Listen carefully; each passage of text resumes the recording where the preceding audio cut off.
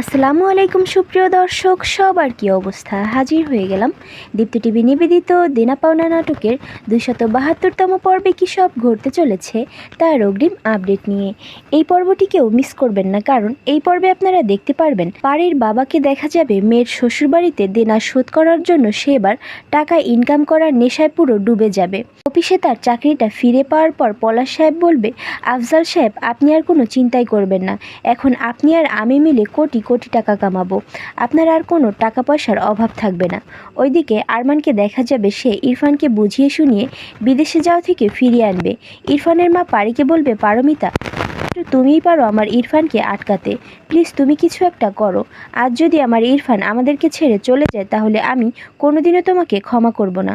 একথা শুনে আরমান বলে উঠবে, মা ইরফান কোথাও যাবে না। একথা শুনে ইরফানের মাকে দেখা যাবে সে খুশিতে কান্না করে ফেলবে। তখন ইরফান বলে উঠবে, কান্না করো না মা, আমি কোথাও যাচ্ছি না, দেখো আমি সব কিছু আবার ঠিক করে ফেলবো, যা আমার তা আমি ঠিকই আমার করে নেব। অন্যদিকে রিয়ার বাবাকে দেখা যাবে সে এক কূটনৈতিক লয়ারের সাথে কিভাবে ওসমান সাহেব জামিন পেল সে বিষয়ে আলোচনা করবে।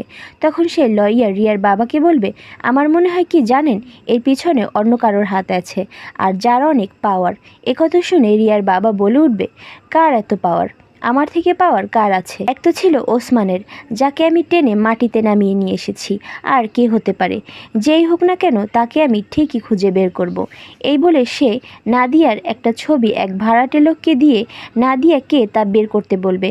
তখন সেই ভাড়াটের লোককে দেখা যাবে সে নাদিয়ার ছবি নিয়ে খুঁজতে খুঁজতে ঠিক পল্লবের সামনে এসে পড়বে। পল্লবকে নাদিয়ার ছবি দেখিয়ে তাকে চেনে কিনা তা জানতে চাইলে পল্লব তাকে না চেনার ভান করে সেখান থেকে চলে আসবে। আর অন্যদিকে আপনারা দেখতে পারবেন নাদিয়াকে দেখা যাবে সে এবার ইরফানের বাবার সাথে দেখা করার জন্য তাদের বাড়িতে চলে আসবে। তখন ইরফানের বাবা নাদিয়াকে বলবে, কি চাই আপনার, কেন এসেছেন, টাকা লাগবে? একথা শুনে নাদিয়া হেসে দিয়ে বলবে, গলা পর্যন্ত ঋণে জর্জরিত একজন লোকের কাছে টাকা চাওয়া এটা বোকামি ছাড়া আর কিছুই না। আমার মনে হয় এটা একটা গাধাও বুঝতে পারবে। আর এছাড়াও থাকছে আশ্চর্য সকল ঘটনা। সুতরাং সবাইকে দেনা পাওনা নাটকের আগামী পর্ব দেখার আমন্ত্রণ রইল। ধন্যবাদ।